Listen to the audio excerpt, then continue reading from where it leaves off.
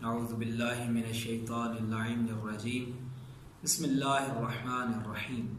क़ाल सुब्हानहु तबारक व तआला फ़ी हदीस क़ुद्सी बिस्मिल्लाहिर्रहमानिर्रहीम। या बनी आदम तुरीद व उरीद वला यकूनु इल्ला मा उरीद। अल्लाहुम्मा सल्लि अला मुहम्मदिन व आलि मुहम्मद। वाजिबुल एहतराम नाज़रीन किराम, अस्सलामु अलैकुम। मुअज़्ज़ज़ नाज़रीन, हमारा सिलसिला गुफ्तगू उन अहादीस क़ुद्सिया के हवाले से चल रहा था कि जो अहादीस क़ुद्सिया खुदावंद कुद्दूस ने हज़रत मूसा अलैहिस्सलाम के ऊपर नाज़िल फरमाई। आज इसी सिलसिले को आगे बढ़ाते हुए जो हदीस क़ुद्सी मैंने आपके सामने पढ़ी, उसमें खुदा की ज़ात इरशाद फरमा रही है, ऐ आदम के बेटे, एक तुम्हारी चाहत है, एक मुझ खुदा की चाहत है। वला यकून इल्ला मा उरीद, और बिल आखिर नतीजतन होगा वही जो मुझ खुदावंद कुद्दूस की चाहत है। इसमें खुदा की ज़ात हजरत आदम की औलाद को मुखातिब करते हुए इंसान की बेबसी को बयान कर रहा है। क्या हजरत इंसान, तुम्हारे बस में कुछ भी नहीं जब तक मुझ खुदावंद कुद्दूस की तौफीकात तुम्हारे शामिल हाल ना हो जाएं। तुम्हारे बस में इतना भी नहीं कि तू अपने इरादे से किसी पत्ते को हिला सके जब तक मैं खुदा की ज़ात का इरादा ना हो।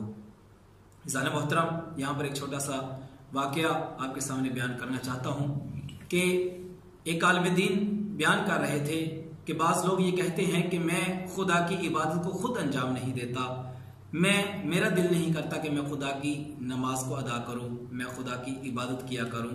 तो वो इसके जवाब में जुमला फरमाया करते थे। उन्होंने कहा कि इंसान की क्या जुर्रत है और इंसान की क्या बसात है कि वो खुदा की इबादत को अंजाम ना दे, बल्कि ये तो उस खुदा की ताकत और उसका इरादा है कि उसने इस बदबख्त को अपनी इबादत के लायक समझा ही नहीं, उसने उसे ये तौफीक ही नहीं दी कि वो उसकी इबादत कर सके। इसके बाद खुदा की ज़ात हदीस क़ुद्सी में इरशाद फरमा रही है कि जो मुझ खुदा का इरादा करता है वो फिर मेरी मारिफत हासिल कर लेता है, और जिसको मेरी मारिफत हासिल हो जाती है वो फिर मुझे तलाश करने लग जाता है, वो मेरी तलब में निकल जाता है, और जब वो मुझे ढूंढना शुरू करता है तो नतीजतन वो मुझे पा लेता है। और जब वो अपने खुदा को पा लेता है तो उसके बाद अपने खुदा की खिदमत करने लगता है, यानी अपने खुदा की इताअत को अंजाम देने लगता है। और जब खुदा की इताअत को अंजाम देता है तो फिर कसरत के साथ उसको याद करता है, उसका जिक्र करता है। इसके बाद खुदा की ज़ात ने इरशाद फरमाया, जब मेरा बंदा मुझे कसरत के साथ याद करता है तो फिर इनाम के तौर पर मैं उसे ये चीज़ अता करता हूँ कि अपनी रहमत के ज़रिए उसको याद करता हूँ। यानी क्या मतलब, यानी उसके ऊपर अपनी नेमतों की इतनी फरमानी कर देता हूँ कि उसके लिए उनका गिनना मुश्किल हो जाता है या नामुमकिन हो जाता है। इसके बाद खुदा की ज़ात ने इरशाद फरमाया, क्या आदम के बेटे, तब तक तुम्हारा अमल मुखलिस और खालिस नहीं हो सकता जब तक तू 4 अमवात का सामना न कर ले। पहली मौत सुर्ख मौत, दूसरी जर्द मौत, और तीसरी स्याह मौत, और आखिरी और चौथी मौत सफेद मौत। कि जब तक इंसान इन 4 अमवात का सामना नहीं करेगा उसका अमल खुदा की ज़ात के लिए खालिस नहीं हो सकता।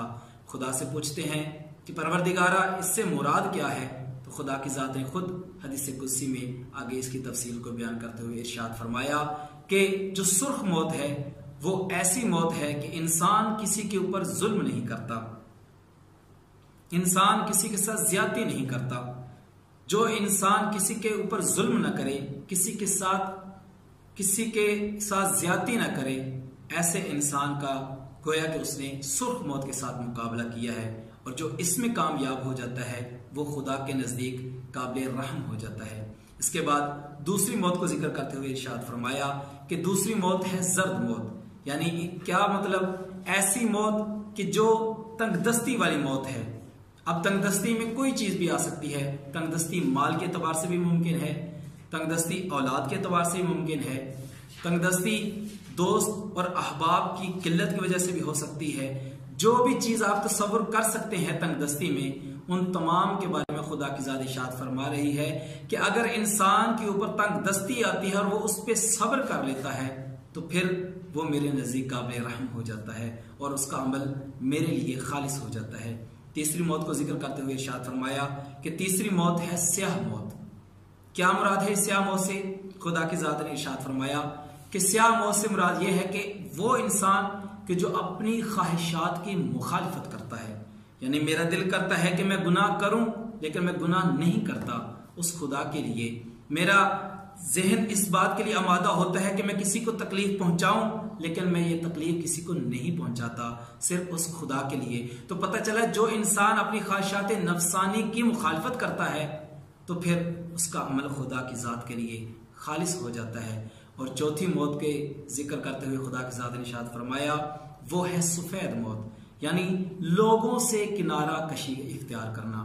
इसका अगर सादा सा तर्जमा किया जाए तो यही होगा कि अपनी तमाम उम्मीदें खुदा की जात पर छोड़ देना, चाहे वो जिंदगी के हवाले से हो, चाहे वो रिस्क के हवाले से हो, चाहे वो दोस्त अहबाब और हमसायों के हवाले से हो।